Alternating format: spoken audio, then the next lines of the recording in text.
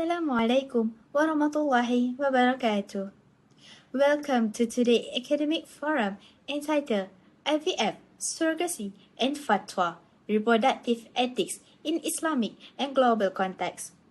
According to the World Health Organization, infertility affects around 15% of reproductive age couples worldwide.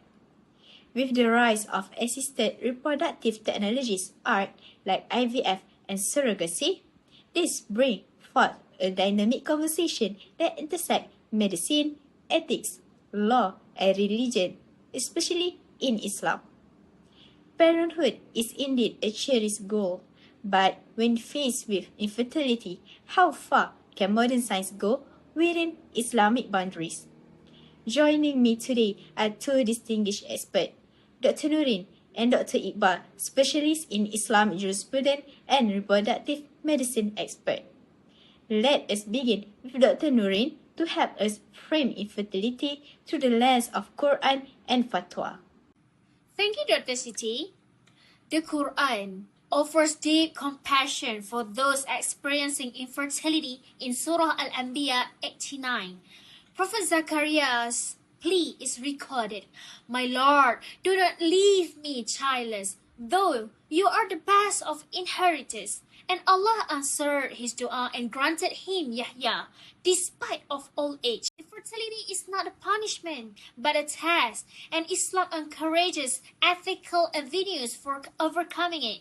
IVF, or in vitro fertilization, is one of such a technology if done within Shariah limits, and the process is permissible only between legally married couples, and any mixing of sperm, eggs, or surrogates beyond the marital bond is strictly prohibited. This aligns with the MAQASID Shariah, specifically Hifz al-Nasab, to preserve lineage. A child born through IVF must be able to trace their biological parents lawfully. And fatwas from many countries, including the OIC's Fiqh Academy, support IVF with restrictions. And while surrogacy, especially commercial type, remains largely forbidden. Thank you, Dr. Nuri. Let me add from a medical angle. IVF is often recommended for couples facing conditions like uterine fibroids, blocked fallopian tubes, or male infertility issues. The procedure involves collecting eggs, fertilizing them in a lab, and transferring embryos to the uterus. In Malaysia, the IVF success rate is among the highest in Asia, around 65% to 75%, and treatment costs range from 12,000 ringgit to 20,000 ringgit per cycle. IVF, when done right, offer hopes, not controversy. Now, on the sensitive matter of surrogacy. In Islam, surrogacy is not permissible. It causes confusion in lineage, which is a nasab, and may introduce third parties into the marital bond. Even gestational surrogacy, where the surrogate has no genetic link to the child, is rejected by the National Fatwa Committee of Malaysia. Thank you to both panelists for a clear perspective. Now, we will looking the finding and ethical implication into the fatwas, both internationally and nationally, surrounding these procedures and the key issues they raise. Still with us, Dr. NUREEN and Dr. IQBAL, an expert in comparative Islamic law. Thank you, Dr. Siti. When we talk about reproductive technology in Islam, the first thing that becomes a point of contention is nasab, which is lineage. Islamic law places immense importance of preserving the purity of nasab, as reflected in Surah Al-Furqan, verse 54, where Allah mentions creating mankind and establishing ties of descent and marriage. Therefore, international fatwas, especially from Egypt, Saudi Arabia, and Indonesia, clearly permit IVF only the sperm and ovum come from a lawfully married couple and are implanted within the same wife wombs during the marriage. For example, the Islamic Fiqh Academy OIC in 1984 ruled if the sperm is from the husband and the egg from his wife during the marriage contract, then there is no objection in Islam. Egypt, Dar al-Ifta echoes this, cautioning against third-party donors due to the nasab confusion. Meanwhile, in Indonesia, MUI and Nahdlatul Ulama NU also emphasize condition if the gametes are from the couple extracted respectfully and no third party is involved, it is more. What is haram?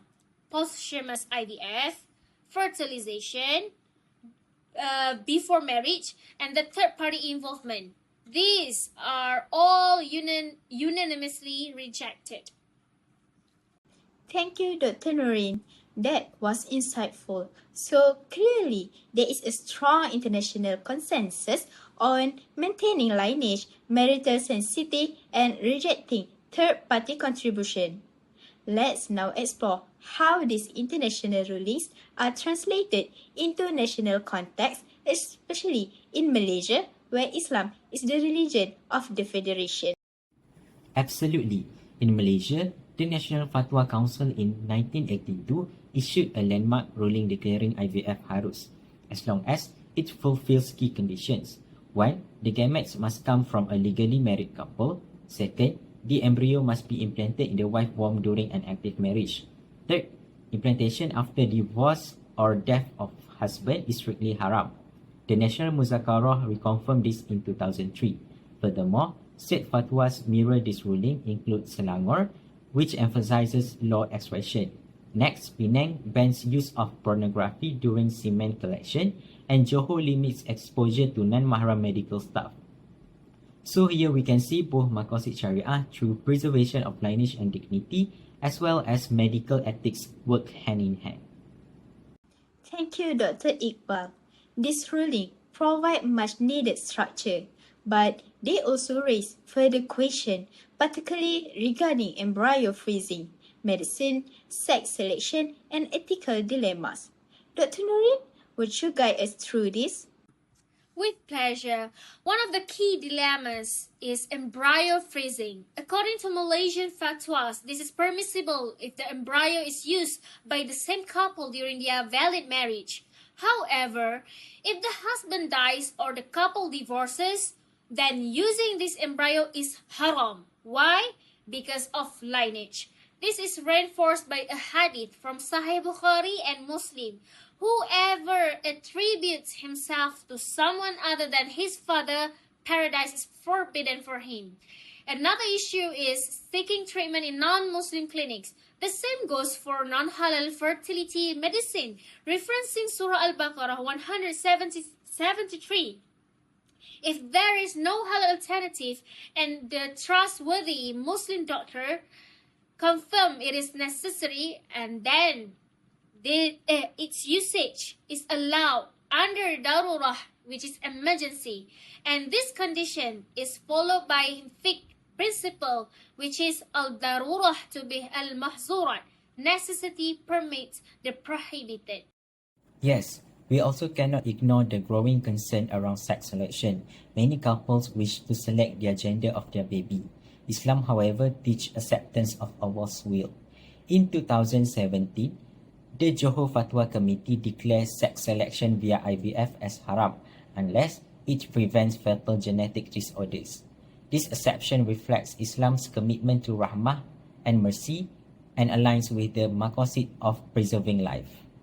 Thank you, Dr. NUREEN and Dr. IQBAL, for the insightful discussion earlier.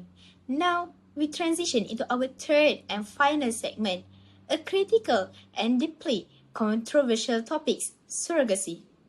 Unlike IVF, which can be permissible under strict Islamic guidelines, surrogacy raises more complex questions. Who is the mother? Whose womb carries the child? How do we define lineage and inheritance in such cases? Let's continue with Dr. NUREEN, who will outline how International Fatwa Council have approached this issue. Thank you, Dr. Siti. Surrogacy involves a third party, which is another woman who agrees to carry the fetus for the intended parents. This disrupts the exclusivity of the marital bond, which is highly protected in Islam. Okay, let's look internationally. In Saudi Arabia, the Islamic Fiqh Council of the Organization of Islamic Cooperation, which is OIC, issued a fatwa in 1986 categorically prohibiting surrogacy, even if the embryo comes from the married couple. The justification?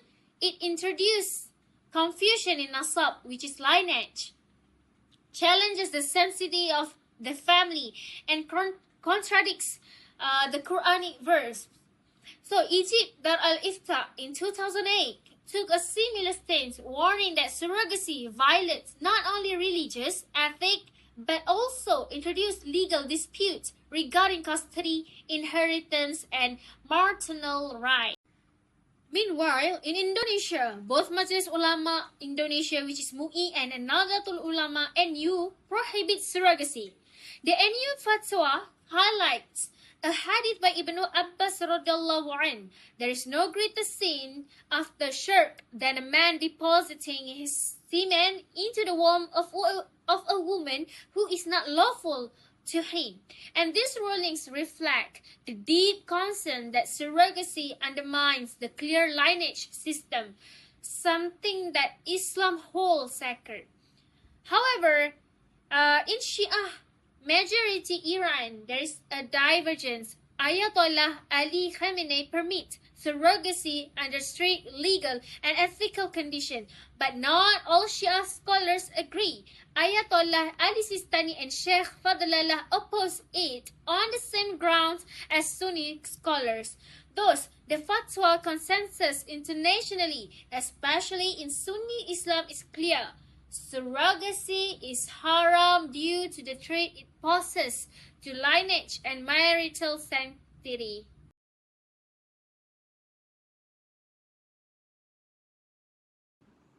Thank you, Dr. NUREEN. It's compelling to see how this issue divides opinion, even among different Islamic traditions. Let's now turn to Dr. IQBAL, who will bring us back home Malaysia and elaborate our national stance and local concerns regarding surrogacy. Thank you, Dr. Siti. In Malaysia, the Council has mirrored the strict approach taken internationally.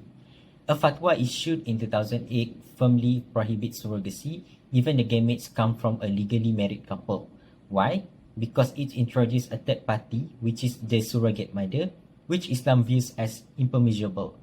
It causes nasab confusion, inheritance disputes, and challenge the very foundation of family and identity.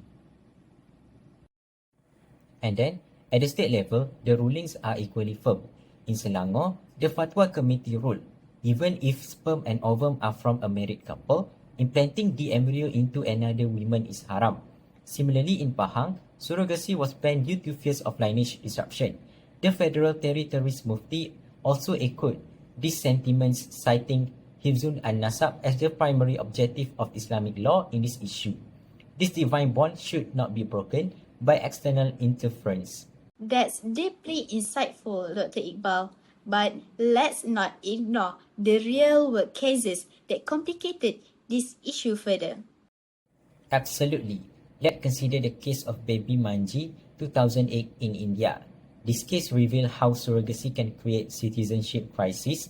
The baby was born via a surrogate to a Japanese couple who later divorced. The infant was rendered stateless and legally unadoptable due to cross-jurisdictional issues. So, we have explored the complex realism of IVF and surrogacy. This final segment will reflect on the core Islamic stance regarding assisted reproductive technology, particularly emphasizing the importance of fatwa in modern bioethical dilemmas. Dr. NUREEN, perhaps you can begin this final segment by recapping the medical potential of art and how it must view responsibly. Medically speaking, art, especially IVF, has been a revolutionary option for couples experiencing infertility. It offers real hope where natural conception has failed. As we discussed earlier, IVF allows fertilization outside the body and implantation into the womb. But this an advancement must be handled with ethical maturity. Islam recognizes the pain of infertility. But unlike some secular systems where individual autonomy dominates, Islam places importance of nasab, marital sanctity, and responsibility before Allah. Exactly. This is where fatwa become crucial. Dr. Iqbal, could you elaborate more on why fatwa are so essential in navigating modern medical innovation, especially for Muslim itself? Certainly, Dr. Siti, a fatwa is not merely a legal opinion, but it is a spiritual compass. It helps Muslims face new situations that weren't directly addressed during the time of the Prophet Muhammad SAW. ART is one of such examples. The Quran and Hadith don't speak explicitly about IVF or surrogacy, but the MAQASID SHARIAH, the objective of Islamic law, guides. Preserving lineage hifzun nasab is one of these objectives. So, fatwa prohibits surrogacy or limit IVF to within marriage. They're not rejecting science. They are protecting identity, morality, and the family unit. Dr. NUREEN, you mentioned earlier the importance of tawakkul and rida. Could you expand on this concept as a way forward for couples that facing infertility? Certainly in Islam, teach us to strive, which is ikhtiyar, but also to submit to Allah's will, which is tawakkul, and to be content, rida, with His decisions. In Surah Al-Shura, verse 49, reminds us, to Allah belongs the dominion of the heavens and the earth. Okay tak ayah? Aku dah penat. Puan ni jerit doh. Certainly, Islam teaches us to strive, ikhtiyar, but also to submit to Allah's will, tawakkul, and to be content, rida, with His decisions. Surah Al-Shura, verse 49, reminds us, to Allah belongs the dominion of the heavens and earth. He creates what He wills, and He gives to whom He wills daughter, and He gives to whom He wills son. So, we are encouraged to seek treatment, but not at the cost of Shariah principles. And if all efforts fail, remember that even the Prophet Ibrahim a.s. and Zachariah a.s. waited for years, and they were rewarded for their passion and prayers. That's truly comforting, and it reminds us of the spiritual dimension in this entire discourse. Today, we have journeyed to the intersection of science, ethics, and faith. Assisted reproductive technology, arts may evolve, but our commitment to the Shariah must remain grounded. Let us continue to educate our communities, uphold our principles, and most importantly, put our trust in Allah SWT wisdom. Wabillahi taufiq wal hidayah. Wassalamualaikum warahmatullahi wabarakatuh.